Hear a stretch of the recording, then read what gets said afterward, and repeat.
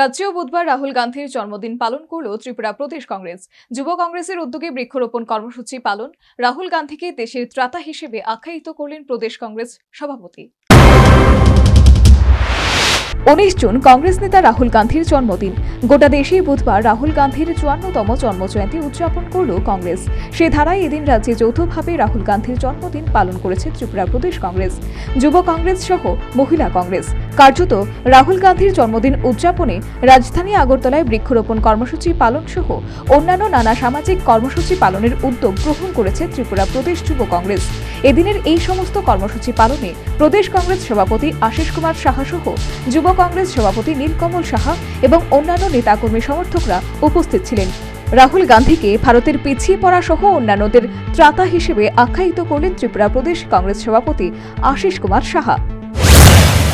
পিছিয়ে পড়া মানুষকে তার অধিকার পাইয়ে দেওয়ার জন্য দেশের বিরাট অংশের জনজাতি, পশ্চাৎপদ এবং তফসিলি জাতির মানুষের সংরক্ষণকে সুরক্ষিত রাখার জন্য যে লড়াই, এই লড়াইয়ের জননায়ক রাহুল গান্ধীজির 54তম আজকে জন্মদিন।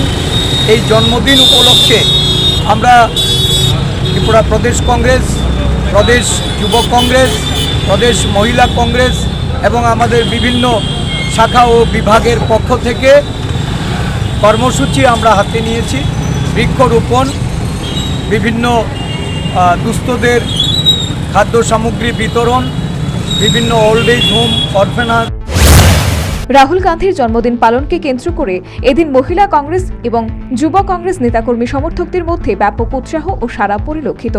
আসন্ন পঞ্চায়েত নির্বাচনের আগে রাহুল গান্ধীর জন্মদিন পালনের মাধ্যমে কংগ্রেস দলীয় কর্মী সমর্থকদের সাংগঠনিক করার সুযোগ পেল বলে রাজনৈতিক বিশেষজ্ঞ মহলের অভিমত।